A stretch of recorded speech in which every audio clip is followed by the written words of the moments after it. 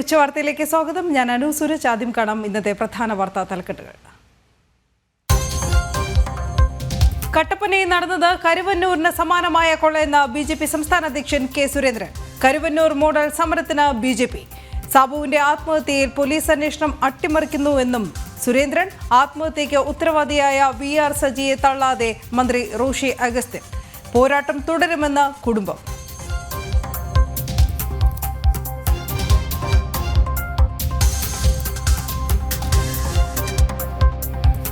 രാഹുലും പ്രിയങ്കയും ജയിച്ചത് മുസ്ലിം വർഗീയ ചേരിയുടെ പിന്തുണയോടെയെന്ന A. വിജയരാഘവന്റെ പരാമർശത്തിൽ വിവാദം. വിജയരാഘവൻ വർഗീയ രാഘവനെന്ന് KM ഷാജി. ക്രൂരമായ പരാമർശമെന്ന് PK കുഞ്ഞാലിക്കുട്ടി.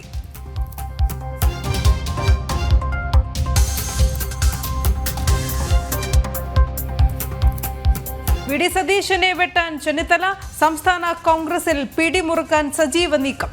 സാമുദായിക സംഘടനകളെ അടക്കം ചേർത്ത് നിർത്തി സ്വീകാര്യത വർദ്ധിപ്പിക്കാൻ ശ്രമം. ചെന്നിത്തലയ്ക്ക് പിന്തുണയുമായി VD വിരുദ്ധർ.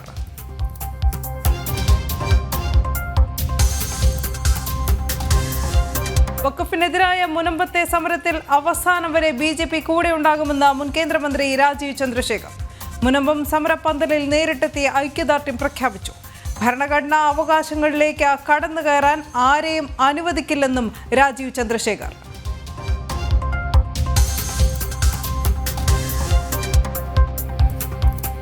സംസ്ഥാനത്ത് കെട്ടിക്കിടക്കുന്നത് 73 കോടി രൂപയുടെ കാലാവധി കഴിഞ്ഞ മരുന്നുകൾ. പുതിയ റിപ്പോർട്ട്. സർക്കാർ ആശുപത്രികളിൽ കാലാവധി കഴിഞ്ഞ മരുന്നുകൾ വിതരണം ചെയ്തെന്ന CAG റിപ്പോർട്ടിന് പിന്നാലെ വിവരാവകാശ രേഖകൾ ജനം TVക്ക്. ജനം ബ്രേക്കിംഗ്.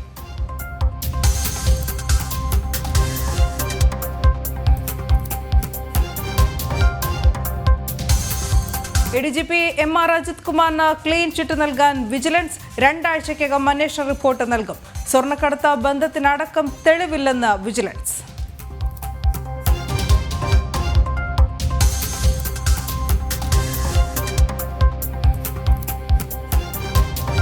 പ്രധാനമന്ത്രി നരേന്ദ്രമോദി കുവൈത്തിൽ അമീറുമായി ഇന്ന് നിർണായക കൂടിക്കാഴ്ച. സഹകരണ കരാറുകൾ ഒപ്പുവെച്ചേക്കും. ഇന്ത്യൻ തൊഴിലാളി ക്യാമ്പുകൾ സന്ദർശിച്ച മോദി.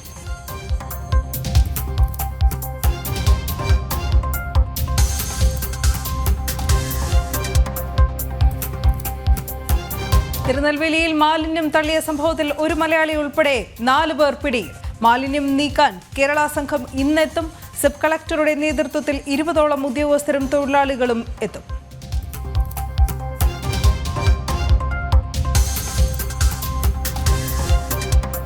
തങ്കയങ്കി ഘോഷയാത്ര സന്നിധാനത്തേക്ക്. ഘോഷയാത്രയ്ക്ക് വിവിധ ക്ഷേത്രങ്ങളിൽ സ്വീകരണം. ശബരിമലയിൽ തങ്കയങ്കി ചാർത്തി ദീപാരാധന 25-ന് വൈകിട്ട്. മണ്ഡലപൂജ 26-ന്.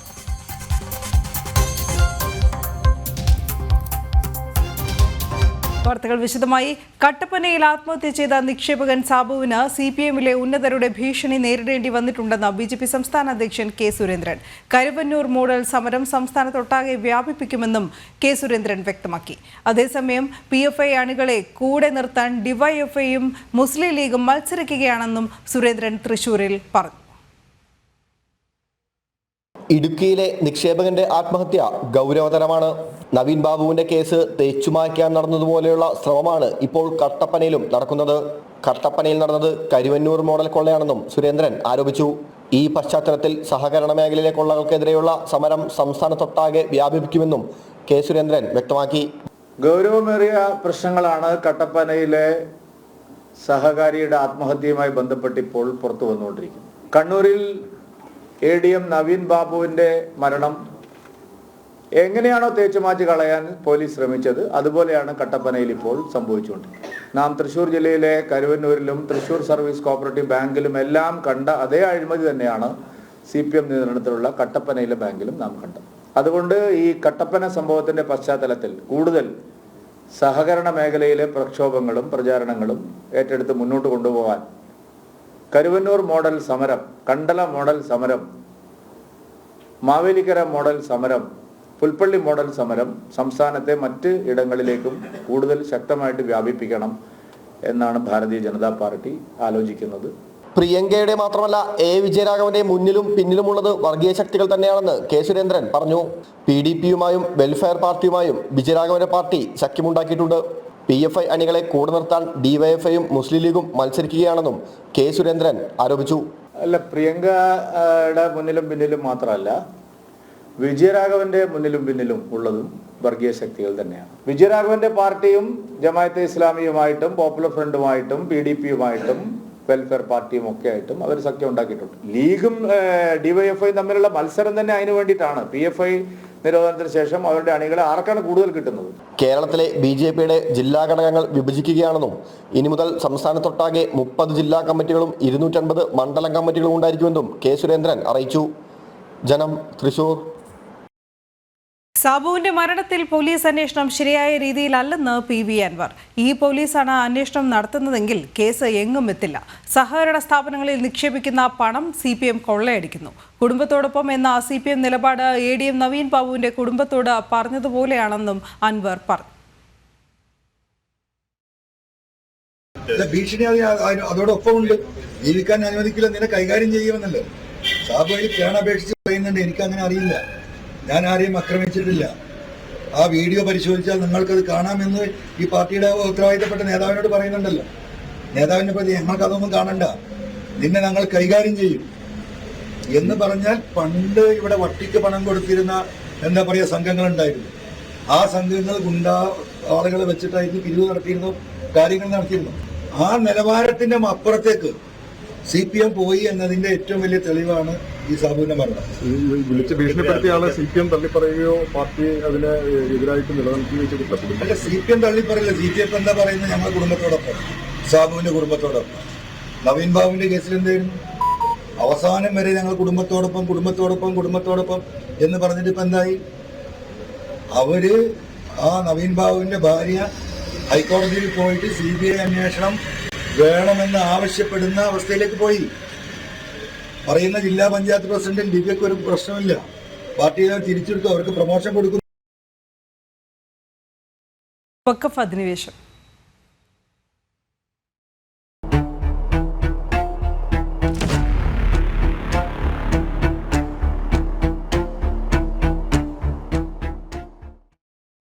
കോഴിക്കോട് വടകരയിലെ ഹോട്ടൽ ഉടമ ശ്രീധരന് വഖഫ് നോട്ടീസ് വന്നതിന് പിന്നാലെ സഹോദരങ്ങൾക്കും വഖഫ് ബോർഡിന്റെ നോട്ടീസ് വന്നതിൽ ആശങ്കയുണ്ടെന്നും വഖഫ് ബോർഡ് കുടുംബത്തെ വേട്ടയാടുകയാണെന്നും ശ്രീധരൻ പറഞ്ഞു. കഴിഞ്ഞ മാസമാണ് വടകര സ്വദേശി ശ്രീധരന്റെ ഉടമസ്ഥതയിലുള്ള കൈലാസ് ഹോട്ടലിന് വഖഫ് നോട്ടീസ് ലഭിച്ചത്. ആധാരവും പട്ടയവും കരമടയ്ക്കുന്ന രസീതും തുടങ്ങി എല്ലാ രേഖകളുമുള്ള ഭൂമിക്കാണ് വഖഫ് അവകാശമുന്നയിച്ചത്. 1965 ഞങ്ങൾക്ക് തന്ന തീരാധാർ പ്രകാരം അതിലൊരു വകുപ്പിൻ്റെ സംഗതിയും പറഞ്ഞിട്ടില്ല. അത് മാത്രമല്ല, അതിൻ്റെ അടിയാധാരവും എല്ലാ സംഗതികളും നോക്കി. പക്ഷെ അതിലൊന്നും യാതൊരു വകുപ്പിൻ്റെ ഒരു രേഖയും അതിൽ പറഞ്ഞില്ല. നമുക്ക് കിട്ടിയ ഭൂമിക്ക് നികുതി അടച്ച് പിന്നെ അതിന് പട്ടയം വരെ കിട്ടിയ സ്ഥിതിയിൽ ഇത് നമുക്ക് കൈവശം വെക്കാൻ അവകാശമില്ല എന്ന് ഒരു ട്രിബ്യൂണൽ വിധിക്കുകയാണെങ്കിൽ ആ വിധി ഉച്ചത്തോടെ നാളുകയായിട്ട്. എന്നാൽ ഇപ്പോൾ ഒഴിയണമെന്ന മുന്നറിയിപ്പുമായി തുടരെ വഖഫ് നോട്ടീസ് വന്നുകൊണ്ടിരിക്കുകയാണ് ശ്രീധരന്. മാത്രമല്ല, ഹോട്ടലിൽ യാതൊരു അവകാശവുമില്ലാത്ത സഹോദരങ്ങൾക്ക് കൂടി വഖഫ് നോട്ടീസ് അയച്ചതിൽ ഏറെ ആശങ്കയുണ്ടെന്ന് വയോധികൻ ശ്രീധരൻ പറയുന്നു. രേഖകൾ പ്രകാരം ഹോട്ടലിൽ അവകാശമില്ലാത്ത റീജ, ഗീത, പ്രിൻഷ, പ്രസൂൺ തുടങ്ങിയ സഹോദരങ്ങൾക്കും അവരുടെ മക്കൾക്കുമാണ് വഖഫ് നോട്ടീസ് അയച്ചത്. ഈ സ്ഥാപനത്തിൽ ഇപ്പോൾ ഞങ്ങൾ 4 ആളാണ് ഉടമ. ഈ ഉടമകൾക്കല്ലാതെ വേറെയും എൻ്റെ സഹോദരങ്ങൾക്കും മരിച്ചുപോയ സഹോദരൻ്റെ മക്കൾക്കും വരെ ഒരു നോട്ടീസ് ഇങ്ങനെ അയക്കും. അവരെ ഇങ്ങനെ ഭീഷണിപ്പെടുത്തുകയാണ്. എന്താണ് ഇവരുടെ ഉദ്ദേശം എന്ന് മനസ്സിലായില്ല. ഏത് തരത്തിലായാലും ഈ സ്ഥാപനം അവയ്ക്ക് വിട്ടുകൊടുക്കുന്ന ഒരു വിഷയം ഉണ്ടാവില്ല. വഖഫ് ബോർഡ് നോട്ടീസ് അയച്ച് ഭയപ്പെടുത്തുകയാണെന്നും ഇനി എത്ര നോട്ടീസ് അയച്ചാലും ഹോട്ടൽ വിട്ടുകൊടുക്കില്ലെന്ന ഉറച്ച നിലപാടിൽ തന്നെയാണ് ശ്രീധരനും കുടുംബവും. ജനം, കോഴിക്കോട്. മുനമ്പം ജനതയ്ക്കൊപ്പമുള്ള നിലപാട് BJP തുടരുമെന്ന് BJP ദേശീയ നേതാവ് രാജീവ് ചന്ദ്രശേഖർ. വഖഫ് നടത്തുന്നത് അധിനിവേശം, വഖഫ് ജനങ്ങളുടെ അവകാശമാണ് ചോദ്യം ചെയ്യുന്നത്. ഭരണഘടനാ അവകാശങ്ങളിലേക്ക് കടന്നുകയറാൻ ആരെയും അനുവദിക്കില്ല. മുനമ്പത്തെ ജനങ്ങൾ നൽകിയ നിവേദനം പ്രധാനമന്ത്രി, ആഭ്യന്തരമന്ത്രി എന്നിവർക്ക് കൈമാറുമെന്നും രാജീവ് ചന്ദ്രശേഖർ മുനമ്പം സന്ദർശിച്ച ശേഷം പറഞ്ഞു.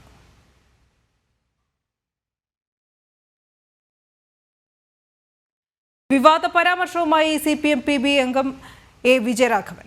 രാഹുൽ ജയിച്ചത് മുസ്ലിം വർഗീയ ചേരിയുടെ പിന്തുണയോടെ. പ്രിയങ്കയുടെ മുൻപിലും പിൻപിലും വർഗീയ ഘടകങ്ങളായിരുന്നു. CPM വയനാട് ജില്ലാ സമ്മേളനത്തിലാണ് പരാമർശത്തിന് എതിരെ കോൺഗ്രസ് മുസ്ലിം ലീഗ് നേതാക്കൾ രംഗത്തെത്തി. ഇവിടുന്ന് ഇപ്പൊ രണ്ടാള് ജയിച്ചില്ലേ ഈ വയനാട്ടിൽ നിന്ന്? രാഹുൽ ഗാന്ധി ജയിച്ചില്ലേ? ആരുടെ പിന്തുണയില്ല രാഹുൽ ഗാന്ധി ഡൽഹിയിലെത്തിയത്? ആരുടെ പിന്തുണയില്ല? മുസ്ലിം വർഗീയ ചേരിയുടെ ദൃഢമായ പിന്തുണയില്ലെങ്കിൽ ഈ രാഹുൽ ഗാന്ധി ഇവിടുന്ന് ഡൽഹിക്ക് എത്തുവോ? അദ്ദേഹമല്ലേ പ്രതിപക്ഷ നേതാവ്, കോൺഗ്രസിന്റെ ഏറ്റവും വലിയ നേതാവ്. പ്രിയങ്ക ഗാന്ധി ഇവിടെ നമ്മൾ കണ്ടില്ലേ? ആരൊക്കെയായിരുന്നു പ്രിയങ്ക ഗാന്ധിയുടെ ഈ ഓരോ ഘോഷയാത്രയുടെ മുന്നിലും പിന്നിലും? ആരാ? ന്യൂനപക്ഷ വർഗീയതയിലെ ഏറ്റവും മോശപ്പെട്ട ഘടകങ്ങൾ, തീവ്രവാദ ഘടകങ്ങൾ വരെ അതിലുണ്ടായില്ലേ? തീവ്ര വർഗീയ ഘടകങ്ങൾ ഉണ്ടായില്ലേ? അവരെല്ലാം ഉണ്ടായിരുന്നില്ലേ അതില്? CPM പോളിറ്റ് ബ്യൂറോ അംഗം A. വിജയരാഘവന്റെ CPM വയനാട് ജില്ലാ സമ്മേളനത്തിലെ ഈ പരാമർശമാണ് വലിയ വിവാദമായത്.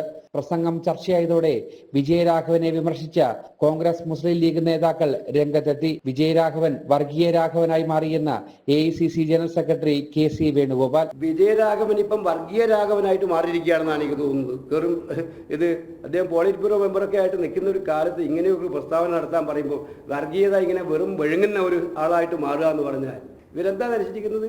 വിജയരാഘവന്റേത് ക്രൂരമായ പരാമർശമെന്ന് PK കുഞ്ഞാലിക്കുട്ടിയും പറഞ്ഞു.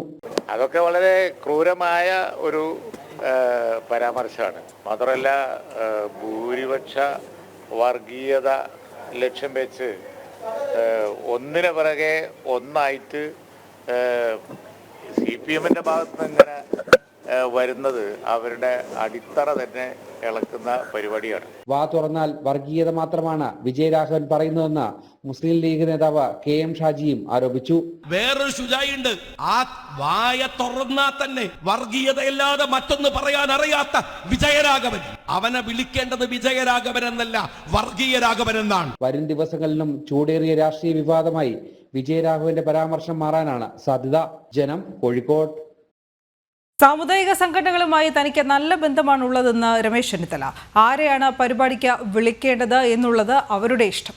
മനം ജയന്തി സമ്മേളനത്തിൽ പങ്കെടുക്കുന്നതിൽ അഭിമാനമുണ്ട്.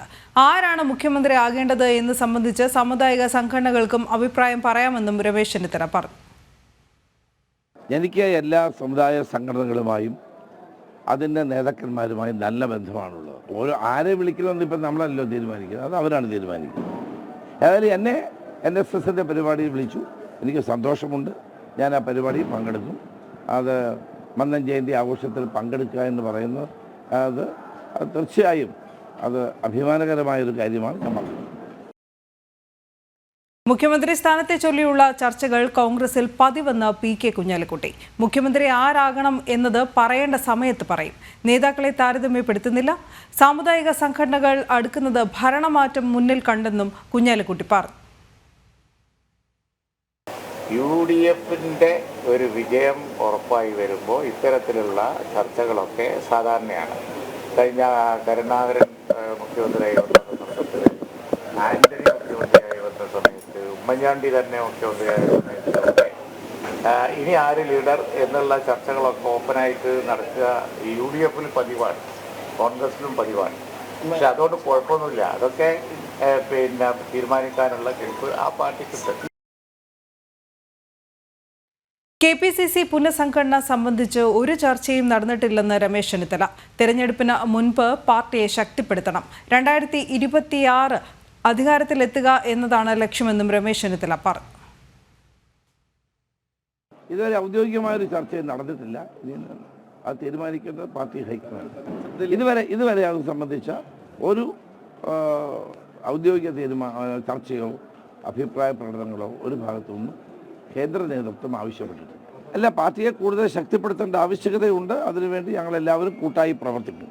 പാർട്ടിയിൽ എല്ലാവരും ഒരുമിച്ച് പ്രവർത്തിക്കാനുള്ളതാണ് ഏറ്റവും ആവശ്യം. കോൺഗ്രസിനെ സംബന്ധിച്ചിടത്തോളം ഇന്ന് കേരളത്തിലെ ഇടതുപക്ഷ സർക്കാരിനെ ജനങ്ങൾ ഇഷ്ടപ്പെടുന്നില്ല. ഗവൺമെൻറ്റിനെതിരായിട്ടുള്ള വികാരം ശക്തമാണ്. അത് ഉപതെരഞ്ഞെടുപ്പുകളിലും പഞ്ചായത്ത് ഉപതെരഞ്ഞെടുപ്പിലും ദൃശ്യമാണ്. അത് പഞ്ചായത്ത് തെരഞ്ഞെടുപ്പിൽ പ്രവർത്തകരുടെ തെരഞ്ഞെടുപ്പാണ്. ആ തെരഞ്ഞെടുപ്പിൽ വൻ വിജയം നേടാനും അത് കഴിഞ്ഞ് നിയമസഭാ തെരഞ്ഞെടുപ്പിൽ വിജയിക്കാനുമുള്ള നീക്കങ്ങളാണ് ഇപ്പോൾ നടത്തേണ്ടതായിട്ടുള്ളത്. അത് ഹൈക്കമാൻഡിൻ്റെ നേതൃത്വത്തിൽ അതുണ്ടാകും എന്നാണ് എൻ്റെ പ്രതീക്ഷ.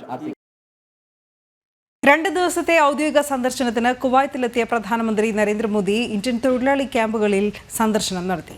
ദൃശ്യങ്ങളിലേക്ക്.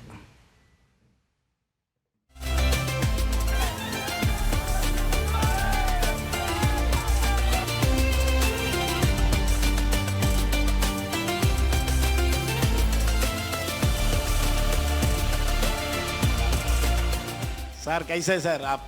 मैं वैसा ही हूँ जैसा पहले था।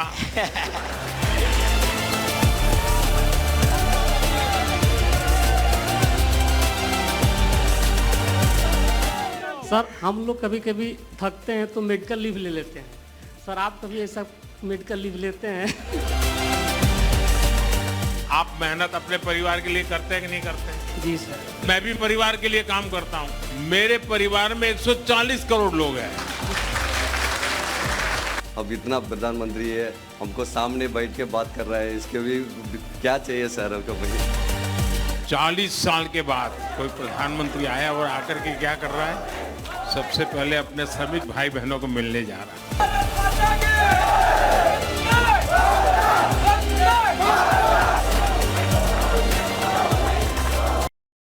ബംഗ്ലാദേശിൽ ഹൈന്ദവ വേട്ട തുടർക്കഥയാകുന്നു. കാശിംപൂരിൽ ഒരു ഹിന്ദു പുരോഹിതനെ തീവ്ര ഇസ്ലാമിസ്റ്റുകൾ കൊലപ്പെടുത്തി. തരുൺ ചന്ദ്രദാസ് എന്ന പുരോഹിതന്റെ മൃതദേഹം കണ്ടെത്തിയത് കൈകാലുകൾ ബന്ധിച്ച നിലയിൽ. ക്ഷേത്രം തകർത്ത അക്രമികൾ വിലമതിക്കാത്ത വസ്തുക്കളും കൊള്ളയടിച്ചു. ബംഗ്ലാദേശിലെ കലുഷിതമായ അന്തരീക്ഷത്തിന് മാറ്റമില്ല. കഴിഞ്ഞ ദിവസം ഒരു ഹൈന്ദവ പുരോഹിതനെ കൂടി തീവ്ര ഇസ്ലാമിസ്റ്റുകൾ കൊല ചെയ്തു. നാറ്റോറിലെ കാശിംപൂരിലുള്ള ക്ഷേത്രത്തിൽ വെച്ചാണ് പൂജാരി കൊല ചെയ്യപ്പെട്ടത്. തരുൺ ചന്ദ്രദാസിന്റെ മൃതദേഹം സമീപത്തുള്ള ശ്മശാനത്തിൽ നിന്നും കൈകാലുകൾ ബന്ധിച്ച നിലയിലാണ് കാണപ്പെട്ടത്. ക്രൂരമായ അക്രമങ്ങൾക്ക് വിധേയമായാണ് തരുൺ ചന്ദ്രദാസ് കൊല്ലപ്പെട്ടതെന്ന് മൃതദേഹത്തിലെ മുറിവുകൾ വ്യക്തമാക്കുന്നു. കാശിംപൂരിലുള്ള ക്ഷേത്രം പൂർണ്ണമായും തകർത്ത അക്രമികൾ വിലമതിക്കാനാവാത്ത വകകൾ കൊള്ളയടിച്ചതായി ഇസ്കോൺ കൊൽക്കത്ത ഘടകം വൈസ് പ്രസിഡന്റ് രാധാരമൺ ദാസ് വ്യക്തമാക്കി. Tarun Chandra Das was brutally murdered and his lifeless body was discovered with his hands and feet bound, raising grave concerns about the safety of minorities in the region. Even Hindu crematoriums, meant to be places of peace and reverence, are now falling prey to such heinous crimes. This incident underscores the pressing need for action to ensure the security of religious minorities and their sacred sites. ഹൈന്ദവ പുരോഹിതന്റെ കൊലപാതകത്തിൽ വലിയ പ്രതിഷേധമാണ് ഉയരുന്നത്. ഭാരത സർക്കാരിന്റെ റിപ്പോർട്ടുകൾ പ്രകാരം ബംഗ്ലാദേശിൽ ഹിന്ദുക്കൾക്കും മറ്റു ന്യൂനപക്ഷങ്ങൾക്കുമെതിരായി 2200 അക്രമങ്ങൾ ഈ വർഷം ഡിസംബർ 8 വരെ റിപ്പോർട്ട് ചെയ്യപ്പെട്ടു. അതേസമയം റിപ്പോർട്ട് ചെയ്യപ്പെടാതെ പോകുന്ന നിരവധി അക്രമങ്ങൾ വേറെയും. ഹൈന്ദവ സമൂഹമടങ്ങുന്ന ന്യൂനപക്ഷങ്ങൾ ബംഗ്ലാദേശിലെ യൂണിറ്റ് സർക്കാരിന്റെ ഭരണത്തിൽ സുരക്ഷിതരല്ലെന്ന് വ്യക്തമാക്കുന്നതാണ് ഈ അക്രമ പരമ്പരകൾ. ജനം, ഡൽഹി. ബംഗ്ലാദേശിനെതിരെ നിലപാട് കടുപ്പിച്ച ഭാരതത്തിന്റെ ചില ഭാഗങ്ങൾ ബംഗ്ലാദേശിനൊപ്പം കൂട്ടിച്ചേർക്കണമെന്ന ബംഗ്ലാദേശ് ഇടക്കാല സർക്കാരിന്റെ ഉപദേഷ്ടാവ് മഹ്ഫൂദ് ആലം സമൂഹ മാധ്യമങ്ങളിൽ കുറിച്ചതിന് പിന്നാലെ ഭാരതം ശക്തമായ പ്രതിഷേധമാണ് രേഖപ്പെടുത്തിയത്. മനസ്സിരുത്തി ചിന്തിച്ചേ വാക്കുകൾ ഉപയോഗിക്കാവൂ എന്ന വിദേശകാര്യ മന്ത്രാലയം ബംഗ്ലാദേശിന് മുന്നറിയിപ്പ് നൽകി. ഫേസ്ബുക്ക് പോസ്റ്റ് വിവാദമായതിന് പിന്നാലെ മഹ്ഫൂദ് ആലം പോസ്റ്റ് ഡിലീറ്റ് ചെയ്തു.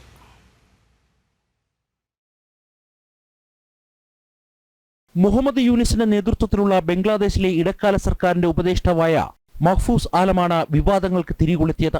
ബംഗ്ലാദേശിന് യഥാർത്ഥ സ്വാതന്ത്ര്യവും വിമോചനവും കൈവരിക്കണമെങ്കിൽ നിലവിലെ പരിമിതികളിൽ നിന്ന് മോചനം നേടുകയും ഭാരതത്തിന്റെ ചില ഭാഗങ്ങൾ ബംഗ്ലാദേശിനൊപ്പം കൂട്ടിച്ചേർക്കണമെന്നുമായിരുന്നു മഹ്ഫൂസ് ആലത്തിന്റെ ഫേസ്ബുക്ക് പോസ്റ്റ്. അടുത്തിടെയുണ്ടായ പ്രക്ഷോഭങ്ങൾ ബംഗ്ലാദേശിനെ കൂടുതൽ കാര്യപ്രാപ്തമാക്കുമെന്നും ആലം ഫേസ്ബുക്കിൽ എഴുതിയെങ്കിലും സംഭവം വിവാദമായതോടെ പോസ്റ്റ് പിൻവലിച്ചു. അതേസമയം മഹ്ഫൂസ് ആലത്തിന്റെ നിലപാടുകളിൽ ഭാരതം ശക്തമായ പ്രതിഷേധം രേഖപ്പെടുത്തി. വാക്കുകൾ സൂക്ഷിച്ചുപയോഗിക്കണമെന്ന് ഭാരതം താക്കീത് നൽകി. ഇടക്കാല സർക്കാരുമായി മികച്ച ബന്ധം പുലർത്താൻ ഭാരതം ആഗ്രഹിക്കുന്നതിനാൽ അഭിപ്രായങ്ങളിലും പൊതുപ്രസ്താവനകളിലും ഉത്തരവാദിത്തം പുലർത്തണമെന്ന് വിദേശകാര്യ വക്താവ് രൺധീർ ജയ്സ്വാൾ ചൂണ്ടിക്കാട്ടി. Bangladeshi government, we have actually strongly registered a protest on this issue. We understand that the post that you referred has been taken down. We would like to remind all concerned to be mindful of their public comments. While India has repeatedly signaled interest in fostering relations with the people and the interim government of Bangladesh, such comments underline the need for responsibility in public articulation. ബംഗ്ലാദേശിൽ നടന്ന കലാപങ്ങളുടെ സൂത്രധാരൻ കൂടിയാണ് മഹ്ഫൂസ് ആലം. അടുത്തിടെ മുഹമ്മദ് യൂനിസിന്റെ വിദേശയാത്രകളിൽ മഹ്ഫൂസ് ആലത്തിന്റെ സാന്നിധ്യം ആശങ്കകൾ വർദ്ധിപ്പിക്കുകയാണ്. ജനം, ഡൽഹി. പഞ്ചാബിലെ മൊഹാലിയിൽ ബഹുനില കെട്ടിടം തകർന്നു വീണ് 2 മരണം. സൊഹാന ഗ്രാമത്തിൽ ഇന്നലെ വൈകിട്ടാണ് 6 നില കെട്ടിടം തകർന്നു വീണത്. രക്ഷാപ്രവർത്തനം പുരോഗമിക്കുകയാണ്. സൈന്യവും ദേശീയ സംസ്ഥാന ദുരന്ത നിവാരണ സേനയും സംയുക്തമായാണ് പ്രവർത്തിക്കുന്നത്. എത്രയും വേഗം അവശിഷ്ടങ്ങൾ നീക്കാനാണ് ആദ്യ ശ്രമം. കെട്ടിട ഉടമകൾക്കെതിരെ പോലീസ് എഫ്ഐആറും രജിസ്റ്റർ ചെയ്തു.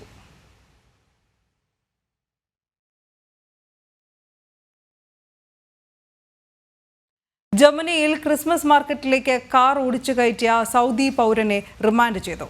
ആക്രമണത്തിൽ 7 ഭാരതീയർക്കും പരിക്കേറ്റു. ഇന്ത്യൻ പൗരന്മാർക്ക് പരിക്കേറ്റ സംഭവത്തെ കോൺസുലേറ്റ് അപലപിച്ചു. റിമാൻഡിലായ തലബ് അൽ അബ്ദുൽ മൊഹ്സിന് ഭീകര സംഘടനകളുമായി ബന്ധമില്ലെന്നാണ് പ്രാഥമിക നിഗമനം. ഇന്നലെയാണ് ജർമ്മനിയിലെ മാഗ്ഡെബർഗിൽ ക്രിസ്മസ് മാർക്കറ്റിലേക്ക് കാർ ഓടിച്ചു കയറ്റിയത്. ആക്രമണത്തിൽ 5 പേർ മരിച്ചു. 4 സ്ത്രീകളും ഒരു കുട്ടിയുമാണ് മരിച്ചത്. 200-ലേറെ പേർക്ക് പരിക്കേറ്റിട്ടുണ്ട്. 41 പേരുടെ പരിക്ക് ഗുരുതരവുമാണ്. കാർ ഓടിച്ചിരുന്ന സൗദി പൗരൻ കൂടിയായ ഡോക്ടർ തലബ് അൽ അബ്ദുൽ മൊഹ്സിനെ ഇന്നലെ തന്നെ പോലീസ് പിടികൂടി. കോടതി ഇയാളെ റിമാൻഡ് ചെയ്തിരിക്കുകയാണ്. 400 മീറ്ററോളം അതിവേഗതയിൽ ഇയാൾ ജനക്കൂട്ടത്തിനിടയിലൂടെ കാർ ഓടിച്ചതാണ് നിരവധി പേർക്ക് പരിക്കേൽക്കാൻ കാരണം. അപകടത്തിൽപ്പെട്ടവരിൽ 7 ഭാരതീയരുമുണ്ട്. ഇവരുടെ പരിക്കുകൾ ഗുരുതരമല്ല. ഭാരതത്തിന്റെ പൗരന്മാരുടെ സുരക്ഷയ്ക്ക് ഭീഷണിയായ സംഭവത്തെ കോൺസുലേറ്റ് അപലപിച്ചു. കർശനമായ നടപടികൾ ഉണ്ടാകണമെന്നാണ് കോൺസുലേറ്റ് ആവശ്യപ്പെടുന്നത്. പിടിയിലായ സൗദി പൗരന് തീവ്രവാദ ബന്ധങ്ങളില്ല എന്നാണ് ജർമ്മൻ പോലീസിന്റെ പ്രാഥമിക നിഗമനം. ഇക്കാര്യത്തിൽ കൂടുതൽ അന്വേഷണവും നടക്കുകയാണ്. 2006 മുതൽ ജർമ്മനിയിൽ ജോലി ചെയ്യുന്ന ആളാണ് അറസ്റ്റിലായ സൗദി പൗരൻ. മരിച്ചവരുടെ സംസ്കാര കർമ്മം ഇന്നലെ മാഗ്ഡെബർഗ് കത്തീഡ്രലിൽ നടന്നു. ജർമ്മൻ ചാൻസലർ ഒലാഫ് സ്കോൾസ് അന്ത്യശുശ്രൂഷയിൽ പങ്കാളിയായി. ഇന്റർനാഷണൽ ഡെസ്ക്, ജനം. MT വാസുദേവൻ നായരുടെ ആരോഗ്യനിലയിൽ മാറ്റമില്ലെന്ന് ആശുപത്രി അധികൃതർ. മരുന്നുകളോട് പ്രതികരിക്കുന്നുണ്ടെന്നും എന്നാൽ ആരോഗ്യനില കഴിഞ്ഞ ദിവസത്തിന് സമാനമായി തുടരുകയാണെന്നും രാവിലെ 10 മണിക്ക് പുറത്തിറക്കിയ മെഡിക്കൽ ബുള്ളറ്റിനിൽ ആശുപത്രി അറിയിച്ചു. ശ്വാസതടസ്സത്തെ തുടർന്നാണ് MD 16-ാം തീയതി പുലർച്ചെ കോഴിക്കോട്ടെ സ്വകാര്യ ആശുപത്രിയിൽ പ്രവേശിപ്പിച്ചത്. ഹൃദയസ്തംഭനമുണ്ടായതായി വെള്ളിയാഴ്ച രാവിലെ 11 മണിയോടെ മെഡിക്കൽ ബുള്ളറ്റിൻ വന്നതോടെ ആശങ്ക വർദ്ധിച്ചു. ഓക്സിജൻ മാസ്കിന്റെയും മറ്റും സഹായത്തോടെയാണ് അദ്ദേഹം ICUയിൽ തുടരുന്നത്. അതിനിടയിൽ കഴിഞ്ഞ ദിവസം MD മരുന്നുകളോട് പ്രതികരിക്കാൻ തുടങ്ങിയതായി ആശുപത്രി അധികൃതർ വ്യക്തമാക്കിയത് ആശ്വാസം നൽകുന്നു. ആരോഗ്യനില കഴിഞ്ഞ ദിവസത്തേതുപോലെ തന്നെ തുടരുകയാണെന്നാണ് രാവിലെ ആശുപത്രിയിൽ നിന്ന് ലഭിച്ച അറിയിപ്പ്. വിദഗ്ധ ഡോക്ടർമാരുടെ സംഘമാണ് MDയെ നിരീക്ഷിക്കുന്നത്. അതേസമയം കഴിഞ്ഞ ദിവസങ്ങളിൽ ഗോവ ഗവർണർ PS ശ്രീധരൻപിള്ള, മന്ത്രിമാരായ മുഹമ്മദ് റിയാസ്, AK ശശീന്ദ്രൻ, കടന്നപ്പള്ളി രാമചന്ദ്രൻ, J ചിഞ്ചുറാണി, സാഹിത്യ സാംസ്കാരിക രംഗത്തെ പ്രമുഖർ എന്നിവർ MDയെ സന്ദർശിച്ചു. 1 മാസം മുൻപ് ശ്വാസതടസ്സവും ന്യൂമോണിയയും മൂലവും MDയെ ആശുപത്രിയിൽ പ്രവേശിപ്പിച്ചിരുന്നു. ദിവസങ്ങൾ നീണ്ട ചികിത്സയെ തുടർന്നാണ് അന്ന് ആശുപത്രി വിട്ടത്. ജനം, കോഴിക്കോട്. സംസ്ഥാന ആരോഗ്യ വകുപ്പിന്റെ കീഴിലുള്ള വിവിധ സ്ഥാപനങ്ങളിൽ കെട്ടിക്കിടക്കുന്നത് 73 കോടി രൂപയുടെ കാലാവധി കഴിഞ്ഞ മരുന്നുകൾ. വിവരാവകാശ രേഖകൾ ജനം TVക്ക് ലഭിച്ചു. വിവിധ സർക്കാർ ആശുപത്രികളിൽ കാലാവധി കഴിഞ്ഞ മരുന്നുകൾ വിതരണം ചെയ്തതായുള്ള CAG റിപ്പോർട്ടും നേരത്തെ പുറത്തുവന്നിരുന്നു. ജനം ബ്രേക്കിംഗ്. സംസ്ഥാനത്തെ വിവിധ സർക്കാർ ആശുപത്രികളിലും ആരോഗ്യ വകുപ്പിന് കീഴിലുള്ള സ്ഥാപനങ്ങളിലുമായി കാലാവധി കഴിഞ്ഞ് കെട്ടിക്കിടക്കുന്ന മരുന്നിന്റെ കണക്കുകൾ ഞെട്ടിക്കുന്നതാണ്.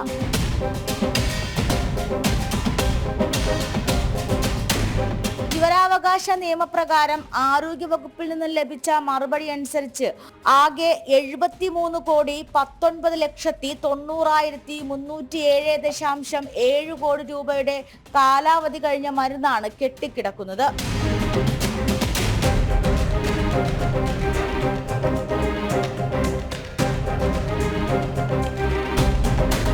ഈ വർഷം നവംബർ 30 വരെയുള്ള കണക്കുകളാണ് വകുപ്പ് പുറത്തുവിട്ടിരിക്കുന്നത്.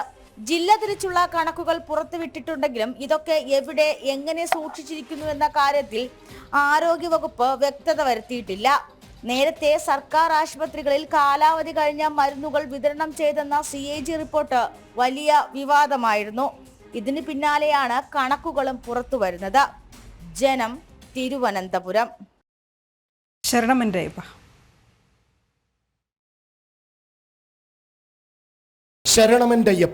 പവർഡ് ബൈ അഴകുള്ള മുടിക്ക് വേണം total care from AVA Kottakkal Ayurveda.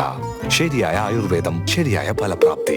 Co powered by ഇനി എന്നും നിങ്ങളുടെ പ്രഭാത ഭക്ഷണം BKD സ്റ്റീം പുട്ടുപൊടി, rich and soft. Bharat Lajna multi state housing cooperative society limited, Kerala, Tamil Nadu and Pondicherry. Meralda gold, diamond, gems. ആതുര സേവന രംഗത്ത് സമർപ്പിത സേവനത്തിന്റെ 50 വർഷങ്ങൾ. ഭാരത് ഹോസ് in association with Makarajyothi group of companies, Pune, Maharashtra. ഇനി നമ്മുടെ വീട്ടിൽ ഉദയഭാരത് കലണ്ടർ തന്നെ. രാംരാജനറിയാം മലയാളക്കര.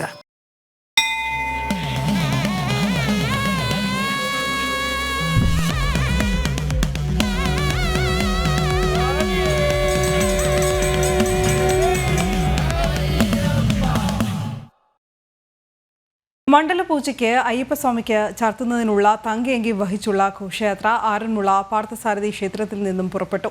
വിവിധ ക്ഷേത്രങ്ങളിലെ സ്വീകരണങ്ങൾ ഏറ്റുവാങ്ങി 25-ന് വൈകിട്ട് ദീപാരാധനയ്ക്ക് മുൻപ് ഘോഷയാത്ര സന്നിധാനത്തെത്തും.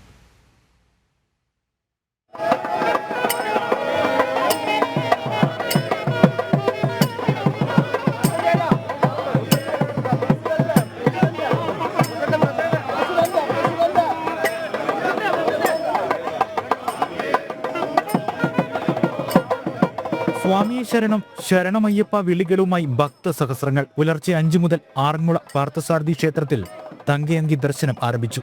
7 മണിയോടെ ഘോഷയാത്ര ക്ഷേത്രത്തിൽ നിന്നും പുറപ്പെട്ടു.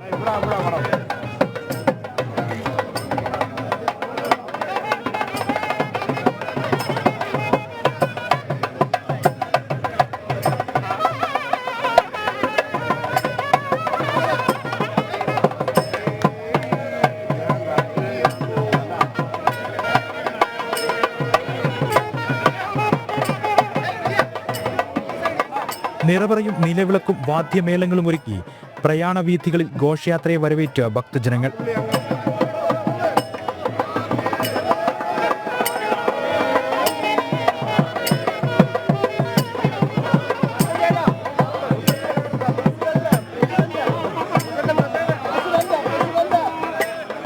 ഓമല്ലൂർ രക്തകണ്ഠസ്വാമി ക്ഷേത്രത്തിലാണ് ഘോഷയാത്രയുടെ ഇന്നത്തെ രാത്രി വിശ്രമം. നാളെ കോന്നി മുരിങ്ങമംഗലം ക്ഷേത്രത്തിലും നാളെ കഴിഞ്ഞ് പെരുന്നാട് ശാസ്താ ക്ഷേത്രത്തിലുമായി രാത്രി വിശ്രമം.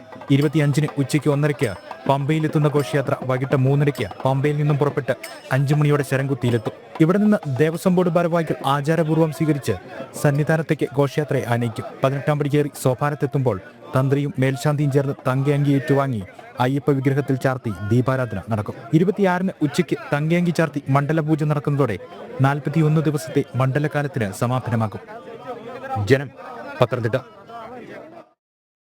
അതേസമയം ശബരിമലയിൽ ഭക്തജന തിരക്ക് തുടരുകയാണ്. ഇന്നലെ 92,001 ഭക്തരാണ് ദർശനം നടത്തിയത്. 22,002 ഭക്തർ സ്പോട്ട് ബുക്കിങ്ങിലൂടെയാണ് ദർശനത്തിനായി എത്തിയത്. പുൽമേട് വഴി സന്നിധാനത്ത് എത്തിയത് 6,013 പേർ. ഈ സീസണിൽ ഏറ്റവും അധികം ഭക്തർ പുൽമേട് വഴി ദർശനത്തിന് എത്തിയതും ഇന്നലെയാണ്. തങ്കയങ്കി ഘോഷയാത്രയുടെയും മണ്ഡലപൂജയുടെയും പശ്ചാത്തലത്തിൽ വിവിധ സ്ഥലങ്ങളിൽ അയ്യപ്പ ഭക്തർക്ക് ക്രമീകരണങ്ങളും ഏർപ്പെടുത്തി.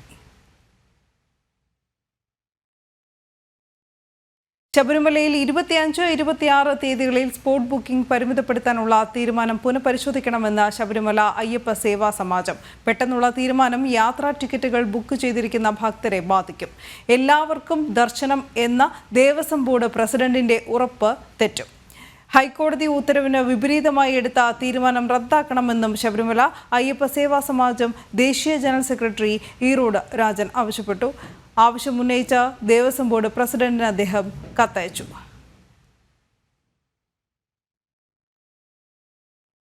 ശബരിമലയിൽ മാസ്റ്റർ പ്ലാൻ പൂർണ്ണമായും നടപ്പിലാക്കണമെന്ന് തിരുവിതാംകൂർ ദേവസ്വം എംപ്ലോയീസ് കോൺഫെഡറേഷൻ. മണ്ഡലകാലം കഴിയുന്നതോടെ വിവിധ ആവശ്യങ്ങൾ ഉന്നയിച്ച മുഖ്യമന്ത്രിയും വകുപ്പ് മന്ത്രിയെയും കാണുമെന്നും ശബരിമലയിൽ അടിസ്ഥാന സൗകര്യങ്ങൾ വർദ്ധിപ്പിക്കണമെന്നും കോൺഫെഡറേഷൻ ഭാരവാഹികൾ സന്നിധാനത്ത് പറഞ്ഞു. ശബരിമല മാസ്റ്റർ പ്ലാൻ പൂർണ്ണമായി നടപ്പിലാക്കുക എന്നുള്ളതാണ്. ശബരിമലയുമായി ബന്ധപ്പെട്ട് അടിസ്ഥാന സൗകര്യങ്ങൾ കൂടുതൽ മെച്ചപ്പെടുത്തണമെന്നും സംഘടന ആഗ്രഹിക്കുന്നു.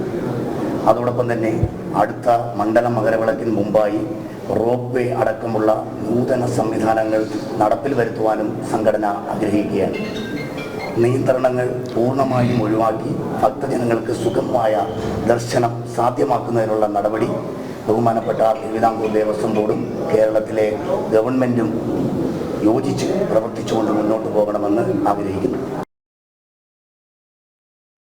ശബരിമലയിൽ മാസ്റ്റർ പ്ലാനിലുള്ള പണം സർക്കാർ വേഗം അനുവദിക്കണമെന്ന ആവശ്യവുമായി രമേശ് ചെന്നിത്തല. ദേവസ്വം ബോർഡ് ജീവനക്കാർക്കും പോലീസ് ഉദ്യോഗസ്ഥർക്കും അവരുടെ പ്രവൃത്തിക്കനുസരിച്ച് വേതനം നൽകണം. വന ഭേദഗതി ബില്ലിൽ സർക്കാർ കർഷകർക്ക് ഒപ്പം നിൽക്കണം. വനപാലകർക്ക് അധിക അധികാരം നൽകിയാൽ കർഷകരെ അത് ബാധിക്കുമെന്നും ചെന്നിത്തല പറഞ്ഞു. ശബരിമലയിൽ മാസ്റ്റർ പ്ലാൻ വൈകുന്നതിൻ്റെ കാരണം ഗവൺമെൻറ് കൂടുതൽ പണം അനുവദിക്കാത്തതുകൊണ്ടാണ്. എത്രയും പെട്ടെന്ന് ഗവൺമെൻറ് നേരത്തെ തീരുമാനിച്ച പണം നൽകിയാൽ മാസ്റ്റർ പ്ലാൻ വേഗതയിൽ നടപ്പാക്കാൻ കഴിയും. ഇന്ത്യയിലെ തന്നെ ഏറ്റവും വലിയ തീർത്ഥാടന കേന്ദ്രമാണ് ശബരിമല. മതസൗഹാർദ്ദത്തിന് പേര് കേട്ട സ്ഥലമാണ്. ഈ തീർത്ഥാടന കേന്ദ്രത്തെ ഒരു മാസ്റ്റർ പ്ലാന്റെ അടിസ്ഥാനത്തിൽ വികസിപ്പിക്കുക എന്നുള്ളതാണ് ഏറ്റവും ആവശ്യമായിട്ടുള്ളത്. ധാരാളം നമ്മുടെയൊക്കെ പ്രതീക്ഷകൾക്ക് അപ്പുറത്താണ് ഇപ്പോൾ തീർത്ഥാടകർ വന്നുകൊണ്ടിരിക്കുന്നത്. UDF പറഞ്ഞ സ്പോട്ട് ബുക്കിംഗ് വന്നതുകൊണ്ടാണ് ഇത്തവണ കാര്യങ്ങൾ കൃത്യമായി നടന്നുകൊണ്ടിരിക്കുന്നത്. പോലീസിനെയും ദേവസ്വം ബോർഡ് ഉദ്യോഗസ്ഥരെയും ഞാൻ അഭിനന്ദിക്കുന്നു. അവർ നല്ല നിലയിൽ കാര്യങ്ങൾ നടത്തുന്നുണ്ട്. അപ്പോൾ ഭാവിയെ കണക്കിലെടുത്തുകൊണ്ട് ശബരിമലയ്ക്ക് വികസനം അനിവാര്യമാണ്. അതുകൊണ്ടാണ് മാസ്റ്റർ പ്ലാൻ ആവശ്യമായ പണം ഗവൺമെൻറ് വൈകിപ്പിക്കരുത് എന്ന് ഞാൻ സൂചിപ്പിക്കുന്നത്. എത്രയും കൂടുതൽ പണം നൽകി ഈ മാസ്റ്റർ പ്ലാൻ അടിയന്തരമായി നടപ്പാക്കണമെന്നാണ് എനിക്ക് ആവശ്യപ്പെടാനുള്ളത്. PV അൻവറിന്റെ ആരോപണങ്ങളിൽ ADGP MR അജിത് കുമാറിന് ക്ലീൻ ചിറ്റ് നൽകി വിജിലൻസ്. ആഡംബര വീടും ഫ്ളാറ്റ് വിൽപ്പനയുമെല്ലാം നിയമാനുസൃതം. സ്വർണ്ണക്കടത്ത് ആരോപണത്തിൽ കഴമ്പില്ലെന്നും വിജിലൻസ്. അന്തിമ റിപ്പോർട്ട് 2 ആഴ്ചയ്ക്കകം DGPക്ക് സമർപ്പിക്കും.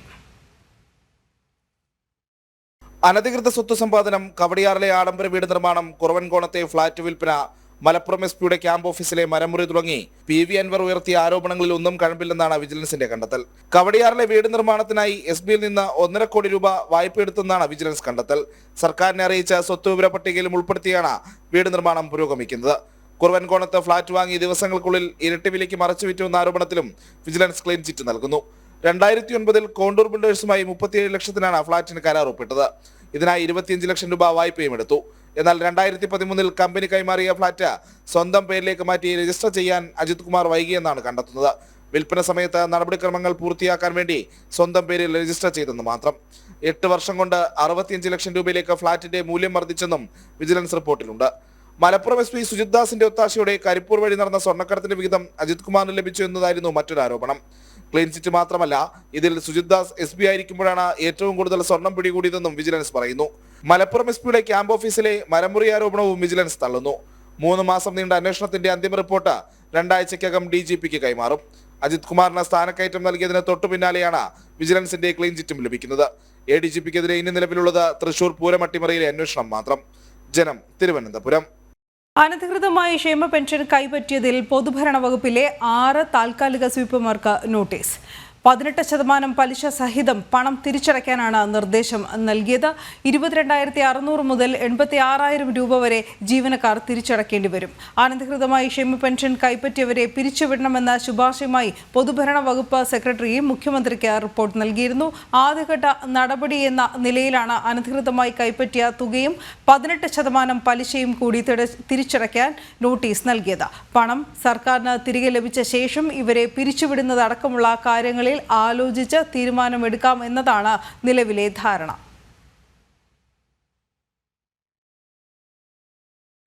മാസപ്പടി കേസിലെ SFIO റിപ്പോർട്ടിൽ CMRLന്റെ സംഭാവന കണക്കുകളും വൻതുകകൾ സംഭാവനയായി കൈപ്പറ്റിയ രാഷ്ട്രീയ പാർട്ടികൾ, മറ്റ് സംഘടനകൾ, ഗ്രൂപ്പുകൾ, ഇവരുടെ പശ്ചാത്തലം എന്നിവ SFIO ശേഖരിച്ചിട്ടുണ്ട്. ഈ വിവരങ്ങൾ ഉൾപ്പെടുത്തിയിട്ടുള്ളതാണ് കേന്ദ്ര കോർപ്പറേറ്റ് കാര്യ മന്ത്രാലയത്തിന് നൽകിയ റിപ്പോർട്ട് എന്നതാണ് സൂചന. ഭീകരവാദ പ്രവർത്തനത്തെ അനുകൂലിക്കുന്നവർക്ക് CMRL പണം നൽകിയോ എന്ന് സംശയമുണ്ടെന്ന് അന്വേഷണ സംഘം ഡൽഹി ഹൈക്കോടതിയെ അറിയിച്ചിരുന്നു. ആദായ നികുതി കണക്കുകളിൽ ഒന്നും കാണിക്കാതെ CMRL വകമാറ്റിയ 135 കോടി രൂപയിൽ നല്ലൊരു പങ്ക് സംഭാവന ഇനത്തിൽ മാറിയതായാണ് വിവരം. കരിമണൽ ഖനന കമ്പനിയായ CMRL രാഷ്ട്രീയ പാർട്ടികൾക്കും മറ്റു സംഘടനകൾക്കും ഗ്രൂപ്പുകൾക്കുമെല്ലാം വൻ തുകകൾ സംഭാവനയായി നൽകാറുണ്ട്. ഇങ്ങനെ സംഭാവന കൈപ്പറ്റിയ സംഘടനകളിൽ നിന്നും നേതാക്കളിൽ നിന്നും CMRLന് ലഭിച്ച പ്രത്യുപകാരം, സംഭാവന നൽകിയ പണത്തിന്റെ ഉറവിടം എന്നിവയും SFIO അന്വേഷിച്ചിട്ടുണ്ട്. ഇതുകൂടി ഉൾപ്പെടുത്തിയുള്ളതാണ് കേന്ദ്ര കോർപ്പറേറ്റ് കാര്യ മന്ത്രാലയത്തിന് സീരിയസ് ഫ്രോഡ് ഇൻവെസ്റ്റിഗേഷൻ ഓഫീസ് കൈമാറിയ റിപ്പോർട്ടെന്നാണ് സൂചന. ഭീകരപ്രവർത്തനത്തെ അനുകൂലിക്കുന്നവർക്ക് CMRL പണം നൽകിയോ എന്ന് സംശയമുണ്ടെന്ന് SFIO ഡൽഹി ഹൈക്കോടതിയെ അറിയിച്ചിരുന്നു. ഉന്നത രാഷ്ട്രീയ നേതാവിന് പണം ലഭിച്ചിട്ടുണ്ടോ എന്ന സംശയവും SFIO ഉയർത്തിയിരുന്നു. മുഖ്യമന്ത്രി പിണറായി വിജയന്റെ മകൾ വീണയടക്കം 20 പേരെ ചോദ്യം ചെയ്തും വീണയുടെ എക്സലോജിക്കുമായി ബന്ധപ്പെട്ട സാമ്പത്തിക ഇടപാട് രേഖകൾ, CMRL ഓഫീസുകളിൽ നിന്ന് എടുത്ത ഫയലുകൾ എന്നിവയുടെ പരിശോധനകൾ പൂർത്തിയാക്കിയുമുള്ള സമഗ്ര റിപ്പോർട്ടാണ് SFIO കൈമാറിയിട്ടുള്ളത്. CMRL എക്സാലോജിക്കിന് നൽകിയ 1,72 ലക്ഷം രൂപയെ സംബന്ധിച്ചും മാലിന്യ നീക്കമടക്കമുള്ള പേരുകളിൽ ചെലവഴിച്ച തുക സംബന്ധിച്ചുള്ള ദുരൂഹതകളിലുമാണ് SFIO അന്വേഷണം. നേരത്തെ ആദായ നികുതി വകുപ്പ് ROC അന്വേഷണങ്ങൾ നടന്നിരുന്നു. ജിജീഷ് കരുണാകരൻ, ജനം, കൊച്ചി. വാർത്തകളുടെ ഉറവിടം അറിയാൻ മാധ്യമപ്രവർത്തകരുടെ ഫോൺ പിടിച്ചെടുക്കൽ നടപടിയുമായി ക്രൈംബ്രാഞ്ച്. PSCയിലെ ഉദ്യോഗാർത്ഥികളുടെ വ്യക്തിഗത വിവരം ചോർന്ന വാർത്ത റിപ്പോർട്ട് ചെയ്ത മാധ്യമപത്രത്തിലെ ലേഖകൻ അനിരുദ്ധ് അശോകനെതിരെയാണ് ക്രൈംബ്രാഞ്ചിന്റെ നീക്കം. വാർത്തയുടെ ഉറവിടം പുറത്തു കൊണ്ടുവരാൻ അനിരുദ്ധിന്റെ ഫോൺ 2 ദിവസത്തിനുള്ളിൽ ക്രൈംബ്രാഞ്ചിന് കൈമാറാൻ നിർദ്ദേശം. മാധ്യമപ്രവർത്തകർ റിപ്പോർട്ട് ചെയ്യുന്ന വാർത്തയുടെ ഉറവിടം വെളിപ്പെടുത്താനുള്ള ആവശ്യത്തിന് പിന്നാലെയാണ് ക്രൈംബ്രാഞ്ച് മാധ്യമപ്രവർത്തകരുടെ ഫോണും ആവശ്യപ്പെടുന്നത്.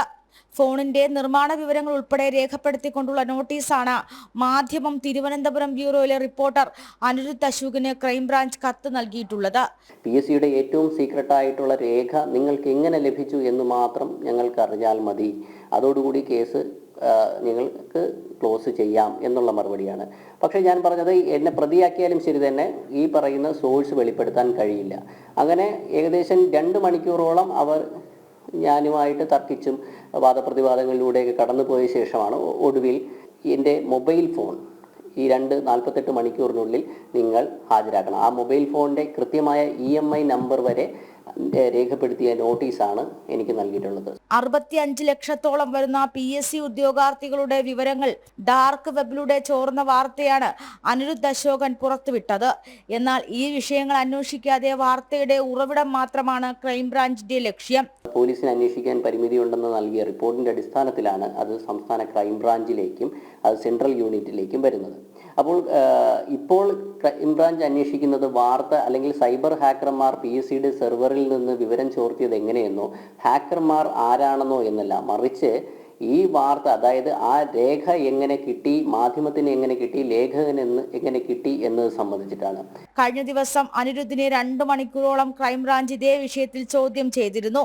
തുടർന്ന് വാർത്തയുടെ ഉറവിടം കണ്ടെത്താനായി 48 മണിക്കൂറിനുള്ളിൽ ഫോൺ ക്രൈംബ്രാഞ്ചിന് കൈമാറിയില്ലെങ്കിൽ നിയമ നടപടിയുമായി മുന്നോട്ട് പോകുമെന്നാണ് നിർദ്ദേശം. ജനം, തിരുവനന്തപുരം. കൊച്ചി നഗരത്തിൽ കുടിവെള്ളം മുട്ടിച്ച ജല അതോറിറ്റിയുടെ പൈപ്പുകൾ പൊട്ടുന്നത് തുടർക്കഥയാകുന്നു. തമ്മനത്ത് വീണ്ടും പൊട്ടിയ കുടിവെള്ള പൈപ്പിന്റെ തകരാർ പരിഹരിച്ചു. ബുധനാഴ്ച തമ്മനം ജംഗ്ഷന് സമീപവും പൈപ്പ് പൊട്ടിയിരുന്നു.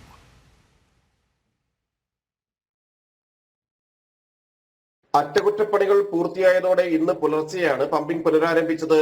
പാലാരിവട്ടം തമ്മനം റോഡിൽ പൈപ്പ് ലൈൻ ജംഗ്ഷനിൽ ഇന്നലെ വൈകിട്ട് 5 മണിയോടെയായിരുന്നു വീണ്ടും കുടിവെള്ള പൈപ്പ് പൊട്ടിയത്. കുടിവെള്ളം കുത്തിയൊഴുകി റോഡിൽ വലിയ ഗർത്തവും രൂപപ്പെട്ടിരുന്നു.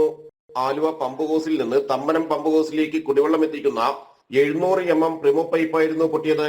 വാട്ടർ അതോറിറ്റി ജീവനക്കാരെത്തി സംസ്കാര ജംഗ്ഷനിലെ വാൽവ് അടച്ചു നടന്ന അറ്റകുറ്റപ്പണികൾക്ക് ശേഷമാണ് തകരാർ പരിഹരിച്ചത്. തമ്മനം വഴിയുള്ള ഗതാഗതവും തടസ്സപ്പെട്ടിരുന്നു. ഈ പൈപ്പ് എന്ന് പറഞ്ഞാൽ സംസ്കാര ജംഗ്ഷൻ മുതൽ അനന്തപുരം ക്ഷേത്രം വരെയുള്ള സ്ഥലത്ത് പഴയ പൈപ്പ് പ്രീമോ പൈപ്പ് തന്നെയാണ് കിടക്കുന്നത്. പക്ഷേ അപ്പുറത്തേക്കും ഇപ്പുറത്തേക്കും പൈപ്പ് 2 സൈഡിലേക്കും പൈപ്പ് പുതിയ പൈപ്പ് ഇട്ട് കഴിഞ്ഞു. പക്ഷേ ഈ പൈപ്പ് മാറ്റാൻ കഴിഞ്ഞിട്ടില്ല.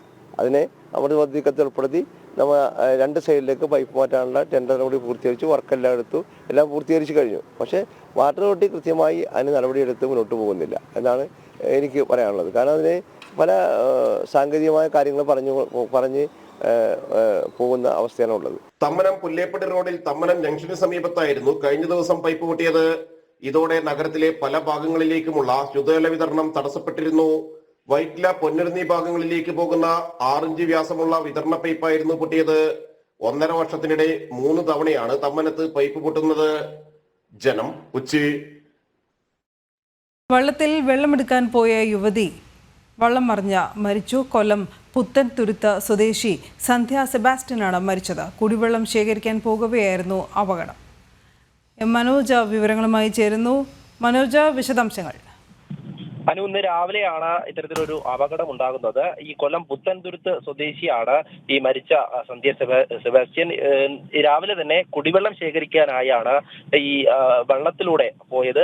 അതിനുശേഷം തിരിച്ചു വരവെയാണ് ഇത്തരത്തിലൊരു അപകടം ഉണ്ടാകുന്നത്. വള്ളം മറിഞ്ഞാണ് ഈ സിന്ധു മരിക്കുന്നത്. 42 വയസ്സാണ്. ഇത് തന്നെ പ്രദേശത്ത് കുടിവെള്ളം കുറച്ച് ദിവസമായി തന്നെ കിട്ടുന്നില്ല എന്നുള്ള ഒരു പരാതി നിൽക്കുന്നുണ്ട്. ഈ സമയത്ത് തന്നെ ഈ കായലിലൂടെ കടന്നു വേണം വാട്ടർ അതോറിറ്റി കൊണ്ടുവരുന്ന വെള്ളം ശേഖരിച്ച് ശേഷം തിരികെ വരാൻ. ഇങ്ങനെ പോകുമ്പോഴാണ് ഇത്തരത്തിലൊരു അപകടം സംഭവിക്കുന്നത്. ഈ ചവറ കായലിലൂടെയുള്ള പൈപ്പ് ലൈൻ തകർന്ന് കായൽ വീണിട്ട് കുറച്ച് ദിവസം തന്നെ ആയിട്ടുണ്ട്. എന്നാൽ ഇതിന്റെ പണി പൂർത്തിയാകാത്തതാണ് ഇത്തരത്തിൽ ഈ ജനങ്ങൾക്ക് കുടിവെള്ളം ശേഖരിക്കാൻ അപ്പുറത്തേക്ക് പോകേണ്ട ഒരു സാഹചര്യം ഉണ്ടാകുന്നത്. ഇതിനിടയിലാണ് ഇത്തരത്തിലൊരു അപകടം ഉണ്ടായിരിക്കുന്നത്. എന്തായാലും സന്ധ്യ സെബാസ്റ്റ്യന്റെ മൃതദേഹം ജില്ലാ ആശുപത്രിയിലേക്ക് എത്തിച്ചിട്ടുണ്ട്. അതിനുശേഷം ബന്ധുക്കൾക്ക് കൈമാറുമെന്നാണ് അറിയിച്ചിട്ടുള്ളത്. എന്തായാലും ഇത്തരത്തിലൊരു അപകടമുണ്ടായതിൽ വലിയ പ്രതിഷേധം തന്നെയാണ് ജനങ്ങളുടെ ഭാഗത്തു നിന്നും ഉണ്ടാകുന്നത്. കാരണം കുടിവെള്ളം ശേഖരിക്കാൻ പോകുന്ന സമയത്താണ് ഇങ്ങനെ ഒരു അപകടം ഉണ്ടായിട്ടുള്ളത്. ശരി മനോജ്. പത്തനംതിട്ട ആവണിപ്പാറയിൽ വനവാസി യുവതി ജീപ്പിൽ പ്രസവിച്ചു. കോന്നി താലൂക്ക് ആശുപത്രിയിലേക്ക് യുവതിയെ എത്തിക്കുന്നതിനിടയിലായിരുന്നു പ്രസവം. അമ്മയും കുഞ്ഞും സുരക്ഷിതരായി പത്തനംതിട്ട ജനറൽ ആശുപത്രിയിൽ ചികിത്സയിലാണ്. 20 വയസ്സുള്ള യുവതിയെ നാളെ ആശുപത്രിയിൽ പ്രവേശിപ്പിക്കാനിരിക്കെയായിരുന്നു ഇന്ന് പ്രസവം. യാത്ര ദുഷ്കരമായ അച്ചൻകോവിൽ കല്ലേരി റോഡിലൂടെ ജീപ്പിൽ മണ്ണാറപ്പാറ എത്തിയപ്പോഴായിരുന്നു സംഭവം. കോന്നി താലൂക്ക് ആശുപത്രിയിൽ നിന്നും 108 ആംബുലൻസിൽ കൊക്കത്തോട് പ്രാഥമികാരോഗ്യ കേന്ദ്രത്തിലെ നഴ്സ് സജീത MBBS വിദ്യാർത്ഥിനിയായ മകളെയും കൂട്ടി സ്ഥലത്തെത്തി. ഇവർ ചേർന്ന് അത്യാവശ്യ പരിചരണങ്ങൾ നൽകി. ഡെലിവറിക്ക് നാളെ വരാനിരുന്നതാണ്. ഇവിടെ ഹോസ്പിറ്റലിൽ വന്നപ്പം തിങ്കളാഴ്ച വരാനായിട്ടാണ് പറഞ്ഞിരുന്നത്. പക്ഷേങ്കിൽ പെട്ടെന്ന് രാവിലെ ആയപ്പോൾ ബുദ്ധിമുട്ട് തോന്നി. അങ്ങനെ അവർ വന്നു. ഏകദേശം ഒരു പകുതി വഴി എത്തിക്കാണും. അത്ര ആയപ്പോഴത്തേക്ക് പെട്ടെന്ന് ഡെലിവറി നടക്കുകയും ഡെലിവറി നടന്ന ആ ഏരിയയിലുള്ള സ്റ്റാഫുകൾ വിളിച്ച് അറിയിച്ചതിൻ്റെ ഭാഗമായിട്ട് ഞാൻ പറഞ്ഞു പെട്ടെന്ന് ആംബുലൻസ് അറേഞ്ച് ചെയ്യും, ഞാനും കൂടെ പോകാം, വണ്ടി ഇങ്ങോട്ട് വരത്തില്ലായിരുന്നു, ജീപ്പ് ഇങ്ങോട്ട് വരാൻ പറ്റത്തില്ല എന്ന് പറഞ്ഞു. അങ്ങനെ ആംബുലൻസ് അറേഞ്ച് ചെയ്തു. അങ്ങനെ വേണ്ടുന്ന സംവിധാനമൊക്കെ ആയിട്ട് ഞാനും എൻ്റെ മോള് MBBSന് പഠിക്കുന്ന കുട്ടിയും കൂടെ ചേർത്ത് ഞങ്ങൾ പോയി. വഴിമധ്യേ പോയപ്പം ഇതുപോലെ ജീപ്പ് കിടക്കുന്നുണ്ട്. അമ്മയും കുഞ്ഞും നോക്കിയിട്ട് കുഴപ്പമില്ല, ഹെൽത്തിയാണ്. കുഞ്ഞിനെ പെട്ടെന്ന് തന്നെ പുക്കിൾവള്ളി കട്ട് ചെയ്ത് കുഞ്ഞിനെ സെപ്പറേറ്റ് ചെയ്തു. അമ്മയെ കൂടെ നോക്കി അമ്മയുടെ കെയറൊക്കെ കൊടുത്തു. കുഴപ്പമൊന്നുമില്ലായിരുന്നു, ഹെൽത്തിയാണ്. അടിയന്തര പരിചരണത്തിന് അമ്മയോടൊപ്പം വനത്തിലേക്ക് പോയ സജിതയുടെ മകൾ MBBS 3ാം വർഷ വിദ്യാർത്ഥിനിയാണ്. ഡെലിവറി ആയിട്ടുണ്ട്. അപ്പം കോഡൊന്നും ക്ലാമ്പ് ചെയ്തിട്ടുണ്ടായിരുന്നില്ല. അതപ്പോൾ ബാക്കി പോയിട്ട് അമ്മയാണ് ചെയ്തത്. പ്ലാസന്റ് റിമൂവ് ചെയ്തതൊക്കെ പോയിട്ട് അമ്മയായിരുന്നു. പിന്നെ വേഗം അമ്മേനെയും കുട്ടീനെയും ആംബുലൻസിൽ കയറ്റി നമ്മൾ വേഗം എത്തുക, അതായിരുന്നു പിന്നത്തുള്ള ലക്ഷ്യം. കൂടുതൽ പരിചരണങ്ങൾക്കായി യുവതിയെയും കുഞ്ഞിനെയും പത്തനംതിട്ട ജനറൽ ആശുപത്രിയിൽ എത്തിച്ചു. ആവണിപ്പാറ വനവാസിയൂരിലേക്കുള്ള സഞ്ചാരപാത തീർത്തും ദുർഘടമാണെന്ന് നാട്ടുകാർ നിരവധി പരാതികൾ ഉന്നയിച്ചിട്ടുള്ളതാണ്. ജനം, പത്തനംതിട്ട. കോട്ടയം പള്ളം മാവിളങ്ങിൽ നിയന്ത്രണം വിട്ട കാർ റോഡരികിൽ നിർത്തിയിട്ട കാറിലിടിച്ച വീട്ടമ്മയ്ക്ക് ദാരുണാന്ത്യം. തിരുവനന്തപുരം കാട്ടാക്കട സ്വദേശി അനീഷയാണ് മരിച്ചത്. ഇന്ന് രാവിലെ 6 മണിയോടെ മാവിളങ്ങ് ജംഗ്ഷനിലെ പെട്രോൾ പമ്പിന് സമീപത്തായിരുന്നു അപകടം. മിഥുൻ അയ്യപ്പൻ വിവരങ്ങളുമായി ചേരുന്നു. മിഥുൻ, വിശദാംശങ്ങൾ.